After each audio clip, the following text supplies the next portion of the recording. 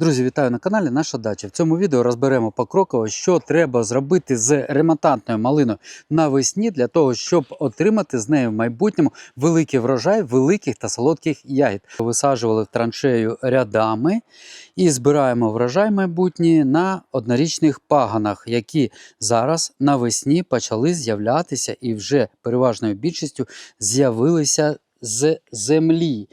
Перше, що треба зробити з такими посадками, це сформувати ряд. Ряд формуємо завширшки, як дозволяє нам саме шпалера.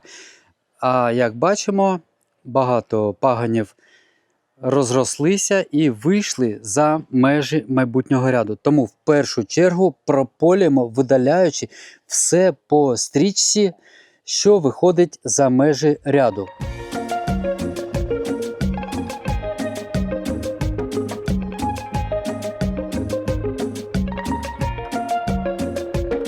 Підрівняли. Наступне, що робимо, нормуємо кількість пагонів на один пагонний метр. Вважається найкращою кількістю рослин на один пагонний метр приблизно 15-17 рослинок. Тоненькі видаляємо, недорозвинені, які відстають в розвитку. Завершили формування ряду, залишивши необхідну кількість пагонів на пагонний метр. Причому при видаленні треба намагатися зробити так, щоб залишені пагони розташовувалися в ряду більш-менш рівномірно і не були в скупченні. Тоді вони не будуть заважати один одному при підростанні. Ось таку кількість пагонів ми видалили з невеличкої площі. Оскільки весна цьогоріч була дуже посушлива, необхідно саме зараз навесні добряче пролити насадження малини, щоб молоді пагони могли достатньої кількості напитися води і вирости великими. А саме на великих пагонах ми можемо побачити великий врожай в майбутньому.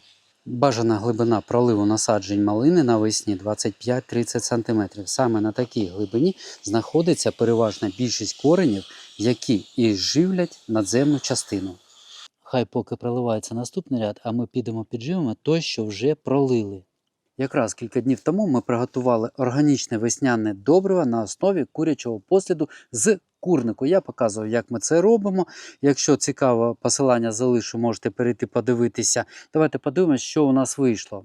А добриво вже готове для використання. Воно вже набухло, вже перебродило. Давайте його перемішаємо трішки.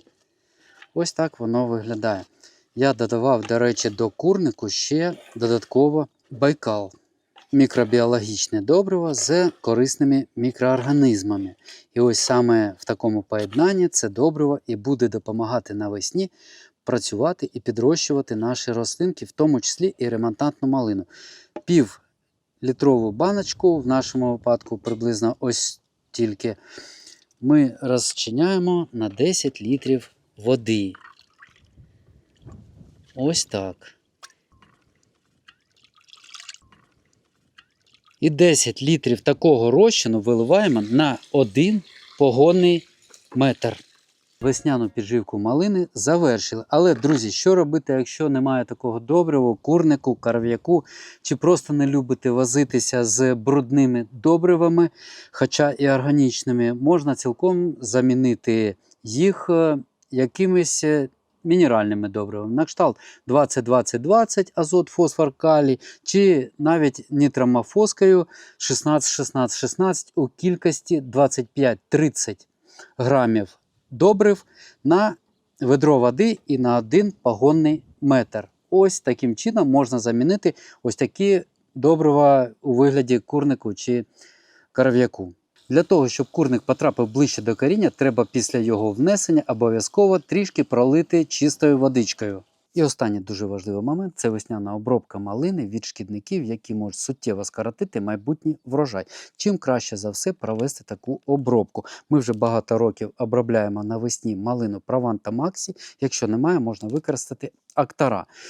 Якщо є обидва, я б все ж таки перевагу надав Прованта Максі, тому що досить ефективно захищає протягом 2-3 тижнів, тому що це системні препарати від цілого комплексу шкідників.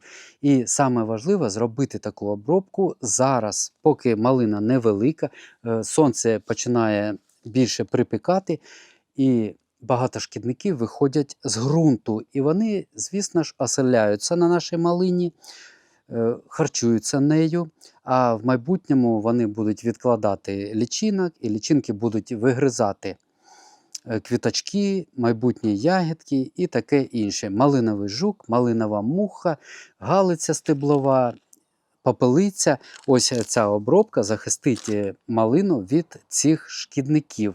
Я її проведу трішки пізніше, коли просохне листя, намочене при поливі. Тоді така обробка буде набагато ефективнішою. Зараз трішки почекаємо ще. Через кілька днів проведемо мульчування ґрунту, щоб поверхневий шар ґрунту не перегрівався, а зайва волога не випаровувалась. Ось що потрібно зробити з малиною навесні, для того, щоб в майбутньому побачити на неї високий врожай. До речі, якщо потрібні ось такі препарати чи добрива, за які я розповідав в цьому відео, посилання на них залишу в описі під цим відео, можете перейти, почитати і за потреби замовити. На цьому завершу. Дякую за увагу. Бажаю вам гарних рослин, міцного здоров'я та мирного неба над головою. До побачення!